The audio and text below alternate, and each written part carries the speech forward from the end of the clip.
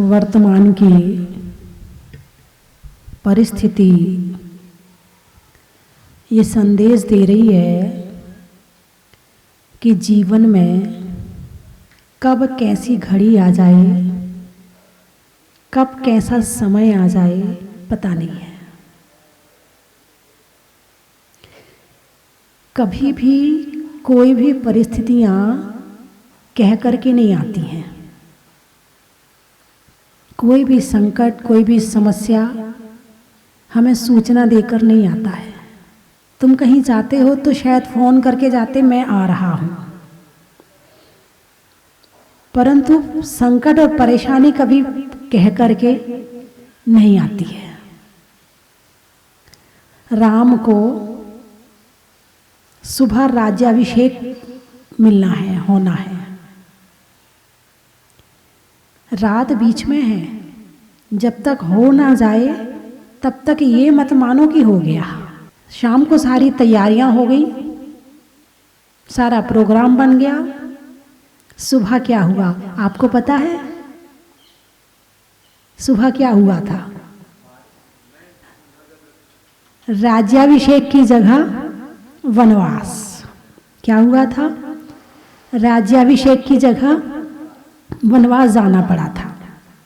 सीता की जब शादी हुई थी तब क्या सीता को ये मालूम था कि शादी होने के बाद 14 साल तक जंगल में रहना पड़ेगा, थोड़े दिन के लिए फिर महलों में आएगी, फिर जंगल जाना पड़ेगा? क्या ये मालूम था उसको? नहीं मालूम था। लेकिन मालूम हो जाता तो क्या वो शादी करती? नहीं करती। ये तो बड़ी अच्छी बात है कि बहुत सारी चीजें हमें पता नहीं होती हैं।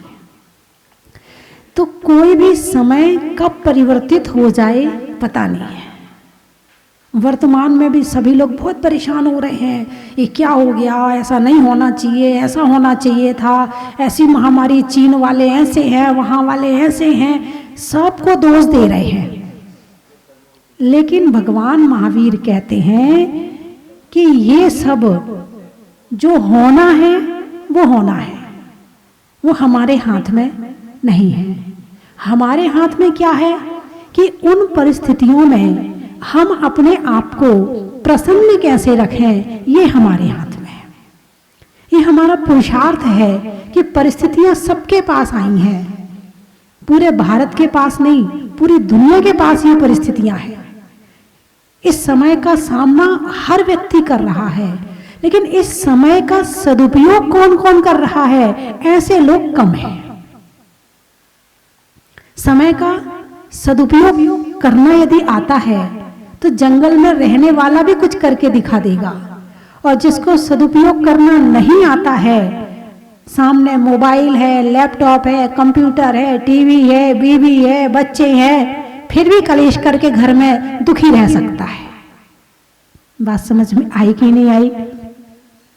यानी कि जिंदगी जीना बहुत कम लोगों को आता है, मरना तो सबको आता है।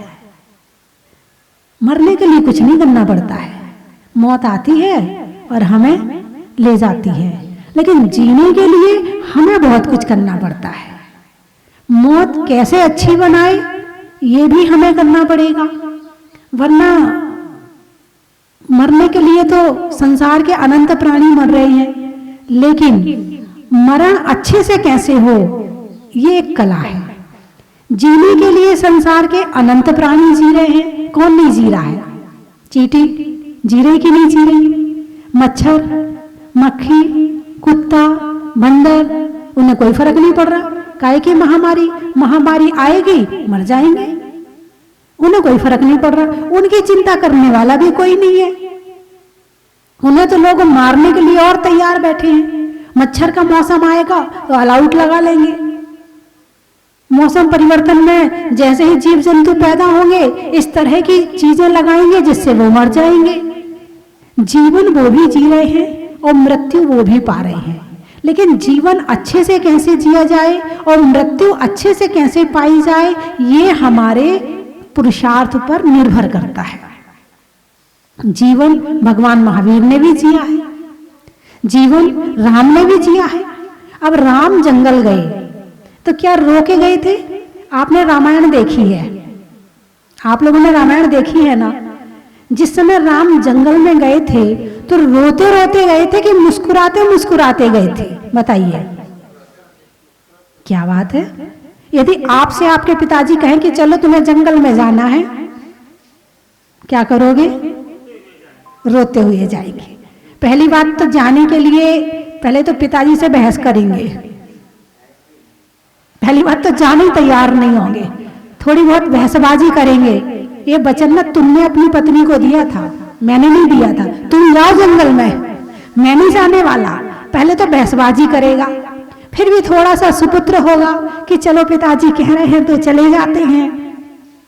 तो जाएगा तो दुखी मन से जाएगा, अरे जंगल में कैसे रहूंगा, वहां ना तो कमरा है रहने के लिए, मच्छर है, मक्खी है, कैसे इस पथरीली भूमि में बैठूंगा, वहां ना सोफा सेट है ना कुर्सी है, वहां पर कोई मिलेगा नहीं बातचीत करने के लिए, वहां मोबाइल भी नहीं है, टीवी भी नहीं है?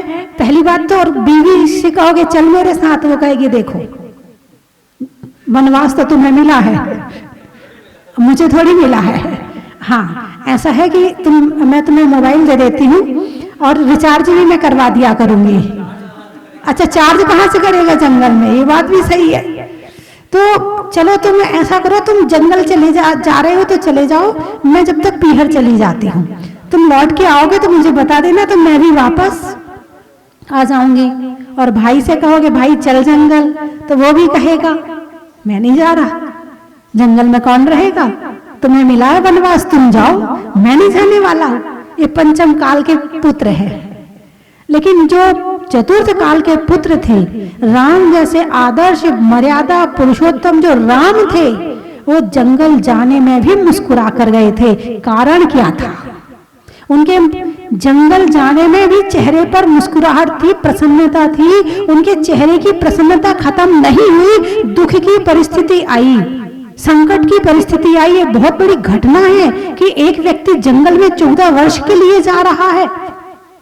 ये बहुत बड़ी एक व्यक्ति के जीवन की घटना है, और इस घटना में भी उसके चेहरे की मुस्कुराहट कम नहीं हुई, उनके चेहरे की प्रसन्नता कम नहीं हुई। कारण क्या है?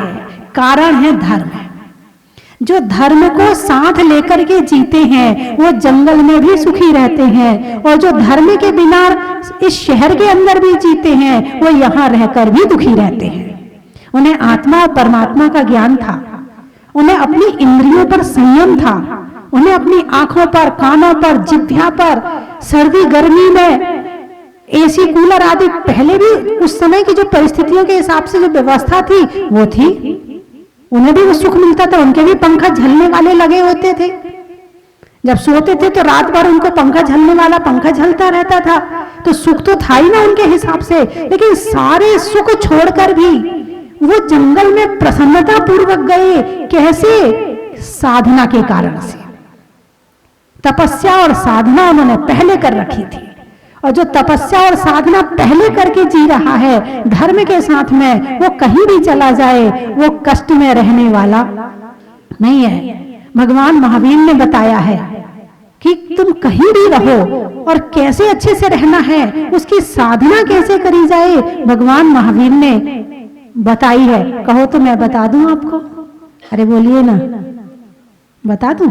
अच्छा, 5 अणुव्रत। अणु, अणु छोटे छोटे, अणु यानी छोटे, और व्रत छोटे व्रत, अणु व्रत, छोटे व्रत, अणु व्रत, 5 हैं। पाप कितने हैं? 5 हैं। हिंसा, झूठ, चोरी, कुशील, परिग्रह, 5 पाप हैं। ठीक है, अब इनका उल्टा करो। हिंसा का उल्टा अहिंसा, झूठ का उल्टा सत्य, चोरी का उल्टा आचौर्य, और कुशील का उल्टा ब्रह्मचर्य, और परिग्रह का उल्टा अपरिग्रह। ठीक है, 5 पाप के उल्टे 5 व्रत हो गए। 5 व्रतों का यदि पालन पूर्ण रूप से किया जाए, पूर्ण अहिंसा का पालन किया जाए, पूर्ण सत्य का पालन किया जाए, पूर्ण आचौर्य, पूर्ण ब्रह्मचर्य, अपरिग्रह का पालन किया जाए, तो वो महाव्रत बन जाते हैं। और यदि इनका पालन अब संसारी प्राणी है, पूर्ण रूप से नहीं कर पाता, उसे झाड़ू भी लगाना है, उसे भोजन भी बनाना है, उसे पैसा भी कमाना है, उसे व्यापार भी करना है, उसे बच्चे भी पालना है, वो पूर्ण रूप से व्रतों का पालन नहीं कर सकता है। तो उसके लिए कहा है अणुव्रत। कौन से व्रत? अणुव्रत। तो अहिंसा अणुव्रत, अहिंसा अणुव्रत का पालन, यानी संकल्पी हिंसा छोड़ देना। 4 तरह की हिंसा होती है। कितने तरह की? 4 तरह की। आरंभी, उद्योगी, विरोधी और संकल्पी। आरंभी हिंसा जो भोजन बनाने में, घर गृहस्थी को चलाने में, अब पानी है, पानी भी फेंकेंगे, अग्नि भी जलाएंगे, पंखा भी चलाएंगे, हैं, और खेती बाड़ी भी करेंगे, तो हिंसा तो होगी ना। बिना हिंसा के ये सब काम नहीं हो सकते हैं। तो ये आरंभी हिंसा। उद्योगी हिंसा, व्यापार संबंधी हिंसा, उद्योगी हिंसा, यानी कि जब व्यापार के लिए सामान लाते हैं, ले जाते हैं, करते हैं, तो हिंसा होती है, उद्योगी हिंसा, आरंभी उद्योगी। और विरोधी हिंसा, यदि तुम पर कोई वार करेगा, तुम्हारे बच्चे पर कोई वार करेगा, तो क्या तुम उसे छोड़ दोगे? नहीं छोड़ोगे, विरोध करोगे। विरोधी हिंसा। और संकल्पी हिंसा, मैं तुझे मार डालूंगा, तुझे छोड़ने वाला नहीं हूं। तो जो श्रावक होता है, जो गृहस्थी होता है, वो 3 हिंसा का तो छूट रहती है, संकल्पी हिंसा का त्यागी होता है। लेकिन उस आरंभी हिंसा उतनी करता है जितनी जरूरत है। अग्नि उतनी चलाएगा जितनी जरूरत है, पंखा उतना चलाएगा जितनी जरूरत है, क्योंकि हिंसा का काम है, छोड़ सकता नहीं है और ज्यादा करेगा नहीं। अब आप लोग भी हैं, अपने कमरे का पंखा चालू किया और छोड़ के चले गए, चल रहा है पंखा, पाप लग रहा कि नहीं लग रहा है? आप सोच रहे अरे बिजली तो है, और कोई यदि कह दे अरे पंखा बंद करके क्यों नहीं जाता, एक कंजूस कहीं का, पंखा भी कोई बंद कर रहा है, चलने देना, कोई बात नहीं, कंजूस कहीं का। लाइट यदि बंद करने को कहा, बोले कंजूस कहीं का। नहीं, कंजूस के लिए नहीं कहा है, जो हवा निकल रही है, उससे जो जीव निकल रहे हैं, वो जो घात विघात हो रहा है, जो हवा का टकराव हो रहा है, उसमें जो हिंसा हो रही है, उसको, उन जीवों को बचाने के लिए व्यर्थ में पंखा नहीं चलाना, व्यर्थ में लाइट नहीं जलाना। अब मुझे पता चला कि जो कोटा में लाइट बनती है, वो वहां कोयला से बनती, कोयला को जलाते हैं वहां, और एक दिन में 1 ट्रेन कोयला पूरा खत्म हो जाता है। कितना? 1 ट्रेन कोयला। किसके लिए? लाइट के लिए। कहीं कहीं लाइट बनती है पानी से, तो पानी में पंखे लगे होते हैं, पानी में, और वो पंखे घूमते हैं, बड़ी तेजी से घूमते हैं, उससे लाइट बनती है और वो आप तक पहुंचती है। तो जो पानी में पंखा घूम रहा है, तो क्या उसमें जीव जंतु नहीं मर रहे हैं? मर रहे हैं। तो जो चीज हमें मिल रही है और हम उसके चीज के बिना भले रह नहीं सकते हैं, लेकिन उसका उपयोग उतना करो जितनी जरूरत है, जितनी जरूरत है। तो आरंभी हिंसा, उतना पेड़ पत्ती जितना आपको जरूरत है उतनी करो, बाकी का त्याग कर दो कि हम इससे ज्यादा नहीं करेंगे, तो बाकी हिंसा से आप बच गए। अब लोग कहते हैं ना, अरे हम कुछ करते ही नहीं है, काय का पाप लग रहा है। अब लाइट पंखा चला के बैठे हैं, या लाइट पंखा चला के फालतू चले गए हैं, तो पाप लग रहा कि नहीं लग रहा है? प्रति क्षण एक पलक झपकने के बराबर समय भी हमारा ऐसा नहीं होता है जिसमें हम पाप को ना करते हो। पलक झपकने में कितना समय लगता है? इतने समय के लिए भी पाप नहीं छूटता है। सो रहे हैं तो सोते सोते विचारों में पाप चलता है, सपने में पाप चलता है। आप कहोगे सपने में कोई पाप लगता है क्या? बिल्कुल लगता है, बिल्कुल लगता है। सपने में यदि आप दर्शन कर रहे हैं, पूजा कर रहे हैं, भक्ति कर रहे हैं, तो पुण्य लगता है, और सपने में आप यदि पाप के काम कर रहे हैं तो पाप लगता है। तो आरंभी हिंसा में, घर गृहस्थी में उतना ही उपयोग करो जितनी जरूरत है, बाकी का बंद कर दो। आरंभी हिंसा। उद्योगी, व्यापार में भी जितनी जरूरत है उतना करो, बाकी का त्याग कर दो। विरोधी हिंसा, जब कोई कुछ कहेगा तब देखेंगे, बाकी तो कोई कुछ कह नहीं रहा तो हम भी शांति से बैठे हैं। लेकिन ऐसा नहीं है कि सामने वाले ने जरा सा कुछ काम कहा और तुमने लड़ना शुरू कर दिया, ये तो मेरा दुश्मन है। कई बार होता भी है कि जिससे विचार नहीं मिलते हैं, यदि वो सही भी कह रहा हो ना तो गलत लगता है। ऐसा होता कि नहीं होता? सामने वाले की सही बात भी गलत लगती है, यदि वो हमें सही नहीं लगता है तो इन सब विचारों को छोड़ करके सामने वाले को समझो कि वो जो कह रहा है वो हमारे लिए किस उद्देश्य से बात को कह रहा है। और संकल्प हिंसा, मैं तुझे मार डालूंगा, मैं तुझे छोड़ूंगा नहीं, ऐसे शब्द नहीं बोलना चाहिए, ऐसे भाव नहीं बनाना चाहिए, क्योंकि इसका त्यागी होता है। ये हो गया अहिंसा अनुव्रत। कौन सा अनुव्रत हो गया? अहिंसा अनुव्रत। इसका पालन कर सकते हो? कोई कठिनाई तो नहीं है? लोग तो मंदिर में आते हैं, गर्मी लगती है, पंखा चालू किया और जैसे जाने का समय हुआ फटाफट चले गए, मंदिर का पंखा खुला छोड़ देते हैं। ऐसा भी मैंने देखा है। तो कम से कम जितना चाहिए उतना चलाओ और बाकी का छोड़ दो। आप लोग इस नियम को ले सकते हो कि लाइट और पंखा उतना ही चलाएंगे जितनी जरूरत होगी और बाकी बंद करके ही बाहर निकलेंगे। उठाइए हाथ कि कौन कौन ले सकता है लाइट पंखे का नियम। बहुत बढ़िया। और एक बात और ध्यान रखना, चलो आपने अपने हाथ से चला हुआ तो देख लिया कि हम नहीं चलाएंगे या बंद कर देंगे, लेकिन कहीं और चल रहा हो तो क्या आपको बंद करना चाहिए या नहीं चाहिए? कहीं लाइट जल रही हो, अरे जलने देना, तेरे को क्या करना है, हाँ वो तो उनका काम है, अपना काम थोड़ी है। क्या ऐसे विचार मन में आने चाहिए? अरे बोलिए ना, ऐसे विचार मन में आना ठीक है क्या?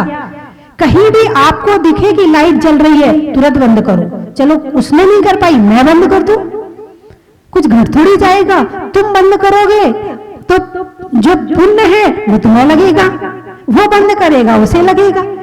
और जो सामान यहां वहां बिखरा पड़ा है और तुम कहो अरे पड़ा रहने देना, तेरा क्या जा रहा है, उनका है खराब हो रहा है, उनका खराब हो रहा है, हमें क्या करना है?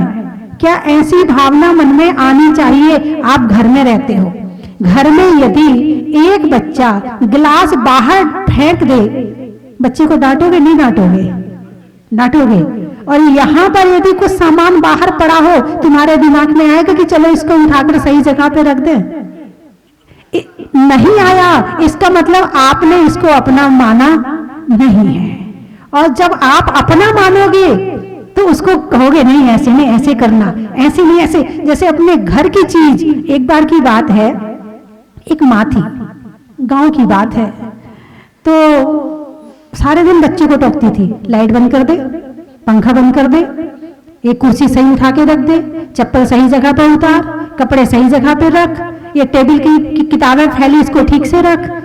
अब एक दिन जब वो थोड़ा उसकी पढ़ाई पूरी हो गई, अब बोला इस माँ से छुटकारा पाऊं, सारे दिन पीछे पड़ी रहती है, सारे दिन टोकती रहती है, ये कर दे, ये कर दे, ये यहाँ रख, वो वहां रख, थाली खा भोजन किया है तो वहां रख आ। अब उसने सोचा चल शहर जाके नौकरी ढूंढता हूँ। शहर में गया नौकरी ढूंढने के लिए।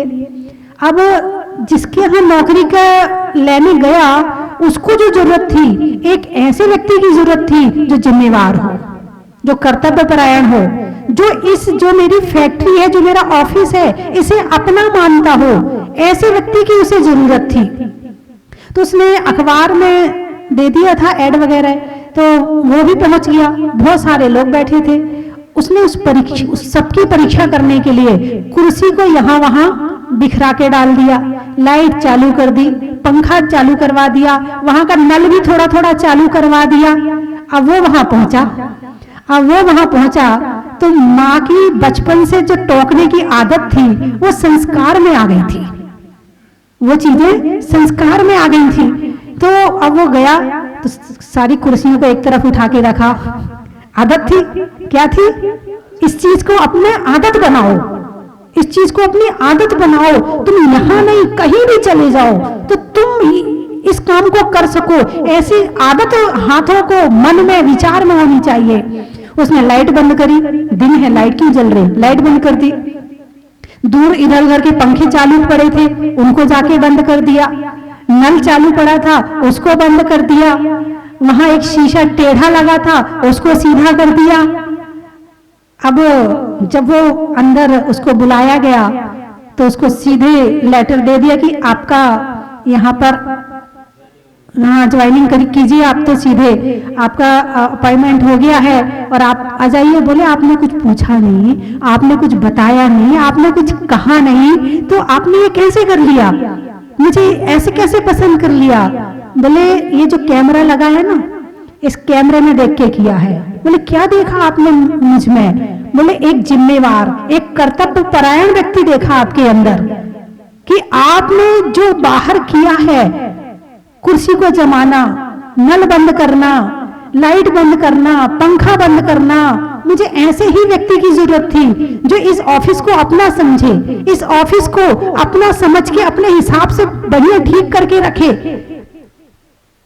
खुश हो गया। बोले घर गया, माँ से कहा माँ बहुत बहुत थैंक यू, बहुत बहुत धन्यवाद। बोले क्यों बेटा क्या हुआ?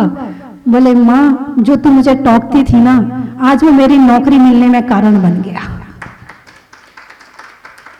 आज तूने मुझे समझा दिया कि वास्तव में जिंदगी कितने तरीके से जी जाती है। केवल शरीर को ही नहीं सजाया जाता है, हम जिस स्थान पर जहां बैठते हैं उसको भी संवारा जाता है। हम जिस जगह पर रहते हैं हमें उस स्थान को भी व्यवस्थित रखना चाहिए, तो ही हमारी जिंदगी व्यवस्थित हो सकती है। जो अपना कमरा व्यवस्थित ना रखे, जो अपना ऑफिस व्यवस्थित ना रखे, वो अपनी जिंदगी व्यवस्थित क्या कर पाएगा? ऐसा विचार उसके मन में आया, ऐसी भावना उसके मन में आई। होता है बहुत सी महिलाएं होती हैं, पूरे बर्तन फैले पड़े हैं, आराम से जाके सो जाती है, पूरा घर फैला पड़ा है, भाई पहले सोएंगे, ये बात ना करेंगे। कुछ ऐसी होती है कि जब तक पूरा काम ना कर ले तब तक उन्हें नींद नहीं आती है। कुछ ऐसी होती है, कुछ लड़के होते हैं अपने पूरे कमरे को बिखरा के रखते हैं, एक शर्ट वहां पड़ी है, एक पैंट वहां पड़ा है, बेल्ट वहां पड़ी है, पेन वहां पड़ा है, और जब कोई चीज चाहिए हो तो ढूंढते रहो कौन सी शर्ट की जेब में रखी है, कहाँ रखा है। यदि जीवन व्यवस्थित है तो अंधेरे में भी जाकर सामान निकाल लो, कोई दिक्कत नहीं है। और जीवन व्यवस्थित नहीं है तो कहीं चले जाओ परेशानी होना पड़ेगा।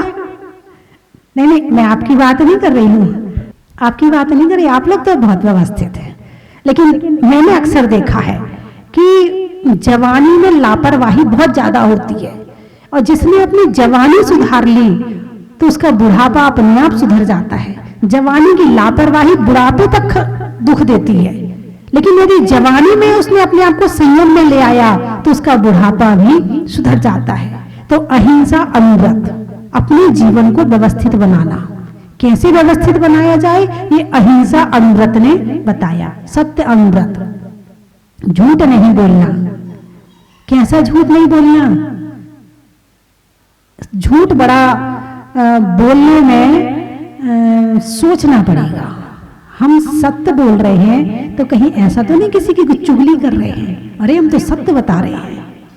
हम किसी की निंदा कर रहे हैं, अरे हम तो सत्य बोल रहे हैं। नहीं, यदि आप किसी की चुगली कर रहे हैं, किसी की निंदा कर रहे हैं, किसी की बुराई कर रहे हैं, तो सत्य बोलते हुए भी झूठ बोल रहे हैं। आपके सत्य बोलने से किसी दो व्यक्ति में झगड़ा हो रहा है तो आपका सत्य भी झूठ का ही कारण बनेगा। अब मैं एक उदाहरण देती हूँ कि एक सास है, वो पड़ोस में गई और अपनी बहू की बुराई करके आई। मेरी बहू है, समय से खाना नहीं बनाती है, समय से सो के नहीं उठती है, ऐसा नहीं करती है, ऐसा नहीं करती है। वहां से आई और मंदिर चली गई। बहू ने देखा अच्छा चल मेरी बुराई करके आई होगी। अब वो गई पड़ोस में, बोले बहन जी सच सच बताओ मेरी सास क्या कह के गई थी, अब बताओ। अब पड़ोसन को क्या कहना चाहिए? वहां पे सत्य बोलना चाहिए कि झूठ बोलना चाहिए? यदि वो सत्य वचन का पालन करती है तो सत्य धर्म चला जाएगा। सत्य वचन अलग चीज हो गई और सत्य धर्म अलग चीज हो गई। यदि सत्य वचन का पालन करती है तो उसके घर में लड़ाई झगड़े हो जाएंगे। तेरी सास तो तेरी बुराई करके गई, तेरी सास तो ऐसा कह के गई। बस जैसे सास घर में आएगी और दंगे शुरू हो जाएंगे। अरे अब उस पड़ोसन ने कहा, अरे बहू तेरा भी दिमाग खराब है, तेरी सास तो तेरी तारीफ करके गई है, तेरी सारी तो सास तो तेरे लिए अच्छा अच्छा सोचती है और तू उसके लिए उल्टा उल्टा सोचती है, पागल है तू। तेरी तो कह रही थी कि तेरी सास की गरम गरम रोटी खिलाती है, ऐसा करती है। अब वो जो पड़ोसन थी उसने यही बताया कि तेरी सास तेरी प्रशंसा कर रही थी। अब बहू घर में गई और जाकर उसने गरम गरम खाना बनाया। मेरी सास मंदिर से आ रही होगी, क्या मेरी सास मंदिर से वापस आएगी, उसे गरम गरम खाना खिलाऊंगी। मैं बहुत खराब हूँ, मैं अपनी सास के लिए बुरा बुरा सोचती हूँ, मेरी सास मेरे लिए अच्छा सोचती है। दोनों की लड़ाई हो भी रही थी तो बंद हो गई। अब उसका पड़ोसन का झूठ बोलना सत्य है कि नहीं है? सत्य है। जहां अहिंसा है वहां सत्य वचन भी, वहां झूठ वचन भी सत्य बन जाते हैं, और जहां अहिंसा नहीं है वहां झूठ वचन भी, सत्य वचन भी झूठ बन जाते हैं। तो कहने का मतलब ये है कि कितना झूठ नहीं बोलना और कितना झूठ बोलना, ये दोनों का ध्यान रखना जरूरी है। एक छोटा सा बच्चा है, अब घर में लड्डू के डिब्बे रखे, 2 लड्डू खा लिया, 3 लड्डू खा लिया, अब फिर लड्डू मांग रहा है। अब माँ कहती है बेटा लड्डू तो खत्म हो गए।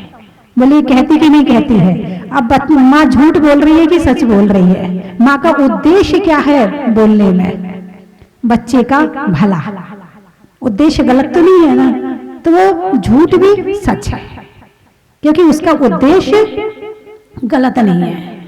हाँ, ज्यादा मीठा खाएगा पेट में कीड़े हो जाएंगे, अब जो भी परेशानियां हैं कुछ भी हो सकती है, तो माँ अपने बच्चे को कंट्रोल करने के लिए थोड़ा सा झूठ भी बोलती है, वो भी पाप का कारण नहीं है। तो ऐसे झूठ का त्याग करना जिससे किसी की लड़ाई ना हो, जिससे किसी का झगड़ा ना हो। ऐसा सत्य नहीं बोलना कि झगड़ा हो जाए, लड़ाई हो जाए, और ऐसा झूठ भी नहीं बोलना कि लड़ाई झगड़े हो जाए। एक बार की बात है कि एक सेठ जी थे। सेठ जी पूजा करके लौट रहे थे, एक चिड़ी मार के हाथ में चिड़िया थी, वो हाथ में चिड़िया ऐसे पकड़े हुए था। जैसे उसने सेठ जी को देखा मुट्ठी बंद कर ली और सेठ जी से पूछता है, सेठ जी बताओ मेरे हाथ में जो चिड़िया है वो मरी हुई है कि जिंदा है? अब सेठ जी ने देख लिया था कि ये चिड़िया जिंदा है, लेकिन यदि सेठ जी कहते हैं कि ये चिड़िया जिंदा है तो ये दबा देगा जोर से और कहेगा देखो ये चिड़िया तो मरी हुई है। अब सेठ जी को क्या कहना चाहिए? हाँ, सेठ जी ने कहा भैया तेरे हाथ में जो चिड़िया है वो मरी हुई है। अब वो चिड़ी मार तो सत्य झूठ जानता नहीं था, हिंसा हिंसा जानता नहीं था, इतना प्रवचन का समय नहीं होता है, अभी तो बात तुरंत की करनी है। तो सेठ जी ने कहा तेरे हाथ में जो चिड़िया है वो मरी हुई है। चिड़ी मार ने मुट्ठी खोली, चिड़िया उड़ा दी। बोले देखो सेठ जी चिड़िया तो जिंदा है। अब बताइए मुझे ये झूठ कैसा झूठ है? ये सत्य वाला झूठ है। इसलिए सत्य और झूठ में फर्क करके ऐसा झूठ नहीं बोलना कि लड़ाई झगड़े हो जाए, किसी की जान चली जाए, और ऐसा सत्य भी नहीं बोलना कि लड़ाई झगड़े हो जाए और जान चली जाए। एक दूसरे की बातें, वो तेरे लिए ऐसा कह रहा है, ए तेरे लिए उसने ऐसा कहा है, ऐसा आपस में करते हो कि नहीं करते हो? करते हो ना? सही है क्या? आज संसार में जितनी लड़ाइयां हैं वो केवल इसी कारण से है कि इसकी बात उसने उसको कह दी, उसकी बात उसने उसको कह दी पूरे समय। और अब मोबाइल आ गए हैं तो करेला और नीम चढ़ा, करेला और नीम चढ़ा। करेला तो वैसे ही कड़वा है, उस पर नीम और चढ़ गई। वैसे इंसान पहले से झूठ बोल रहा था, वैसे चुगलखोरी कर रहा था, वैसे एक दूसरे को भिड़ा रहा था, लड़ा रहा था, और मोबाइल और आ गया तो इसमें स्पीड और आ गई, लड़ाई की गति तेज हो गई, झगड़े की गति तेज हो गई। जैसे यदि चाकू यदि किसी बंदर के हाथ में हो तो क्या करेगा वो बंदर? अपने हाथ पांव काटेगा। ऐसे मोबाइल यदि अज्ञानी व्यक्ति के हाथ में हो तो वो क्या करेगा? वो भी हिंसा, झूठ, चोरी, कुशील में लगाएगा और किसी में नहीं लगाएगा। मोबाइल भी पाप का ही कारण बनेगा, पुण्य का कारण बनने वाला नहीं है। ये बड़ी छोटी छोटी बातें भगवान महावीर ने बताई हैं, अहिंसा को बड़ी अच्छी तरह से समझाया है कि कैसे हम पापों से धीरे धीरे बचें, कैसे हम झूठ से बचें। तो सत्य और अहिंसा, दो चीजों का अभी चर्चा हुई, बाकी चर्चा मैं कल करूंगी, है ना। बाकी कि भगवान महावीर ने कैसे हमें छोटे छोटे रूप में हमें पापों से बचाया है और कैसे संयम का पालन करवाया है और कैसे हम विपरीत परिस्थितियों में भी प्रसन्न रहें, ये बात बताई है। भगवान महावीर की एक एक बातें ऐसी हैं कि जो आज के वैज्ञानिक कहते हैं उससे कहीं बहुत ज्यादा ऊंची हैं और बहुत अच्छी हैं, है ना। मैं 3 चीजें बोलूंगी, आपको कहना बड़ा ही महत्व है। सुधरने में दशा का, सोने के लिए निशा का, और नहीं करने में हिंसा का, लिखने में खत का, मकान की छत का, और पालन करने में अहिंसा अनुव्रत का, अनाज में दाने का, इनाम में पाने का, और व्यर्थ में लाइट पंखा बिजली नहीं चलाने का, और पानी नहीं बहाने का। हाँ, पानी को तो मैं भूल ही गई, नल खोल दिया, बह रही है बाल्टी, चले जा रहा है। जल भी जीव है, एक बूंद पानी में 36,450 जीव होते हैं। जितना पानी बहा रहे हो उतना पाप लग रहा है, इसलिए पानी भी उतना यूज करो जितनी जरूरत है। यदि आधी बाल्टी में काम चल सकता है, आधी बाल्टी यूज करो, एक मत लो। यदि आधी बाल्टी में नहाना हो सकता है, ठीक है। तो पानी भी जीव है। अनाज में दाने का, इनाम में पाने का, और जल के जीव बचाने का। सब्जी में जीरा का, रत्नों में हीरा का, तीर्थंकरों में महावीरा का। स्वभाव में नर्म का, भोजन में गर्म का, और छोटी छोटी बातों से होने वाले धर्म का। बोले 24 भगवान की।